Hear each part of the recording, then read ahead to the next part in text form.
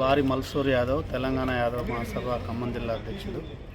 ఈరోజు BC commission dedicated commission పేరుతోటి బహిరంగ విచారణ ప్రజాభిప్రాయ సేకరణ తీసుకోవటం సంతోషించదగ్గదే.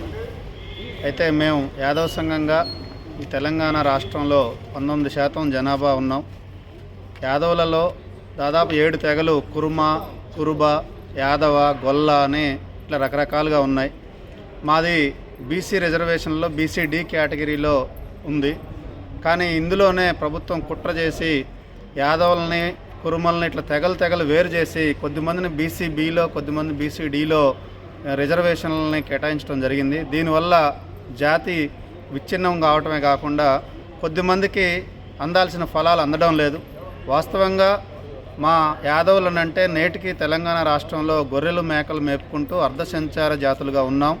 గతంలో ఎస్ఎన్టీ రిజర్వేషన్లుగా తీసుకొచ్చి ప్రభుత్వం ప్రత్యేక గుర్తింపు ఇచ్చి మా జాతిలో విద్యాపరంగా, ఉద్యోగపరంగా, సాంస్కృతికంగా వెనుకబడి ఉన్నాం.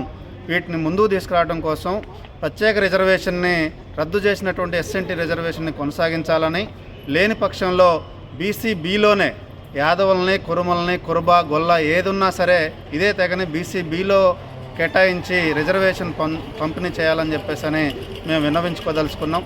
అదేవిధంగా స్థానిక సంస్థల్లో బీసీల రిజర్వేషన్లకు సంబంధించి 52% జనాభా బీసీ రిజర్వేషన్లది ఉన్నారు. దామాషా ప్రకారం రిజర్వేషన్ కల్పించాలని మేము కోరుతా ఉన్నాం.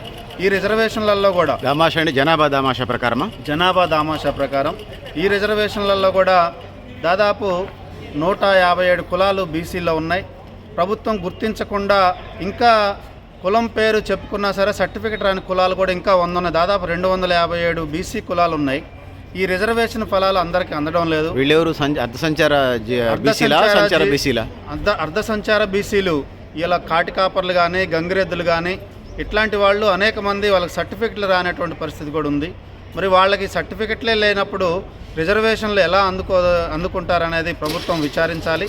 కాబట్టి ఈ స్థానిక సంస్థల్లో బీసీ రిజర్వేషన్లలో కూడా అన్ని కులాలకి సమాన ప్రాతినిధ్యం ఇవ్వాలంటే అందులో కూడా ఏబిసిడీలుగా గుర్తించి ఏదైతే రిజర్వేషన్ పొందిన రాజకీయంగా చాలామంది, చాలా కులాలు నేటికి వార్డు మెంబర్లు కూడా కానటువంటి పరిస్థితి ఉంది. అంటే విద్యా ఉద్యోగాల రిజర్వేషన్ 27% ఇస్తున్నారు కదా, ఆ తరహాలో అమలు చేస్తే ఒక్కొక్క విభాగంలో కొన్ని కులాలను పెట్టి అన్ని కులాలకి రాజకీయ రంగంలో ప్రాధాన్యత వచ్చేటట్టు అమలు చేయాలని చెప్పేసి మేము సూచించదలుచుకున్నాం.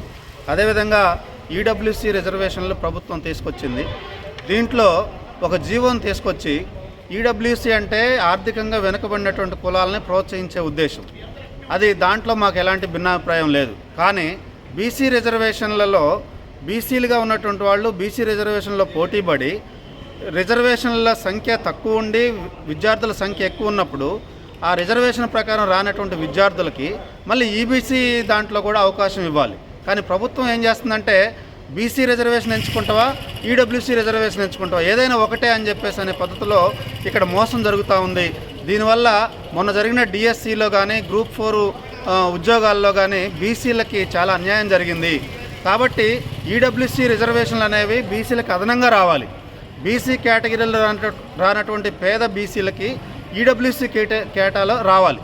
కానీ 5% ఉన్నటువంటి అగ్రవర్ణాలకి 10% ఈడబ్ల్యూసీ అని చెప్పేసి అంటే కేవలం అగ్రవర్ణాల కోసమే ఈడబ్ల్యూసీ అనేది వస్తూ ఉంది.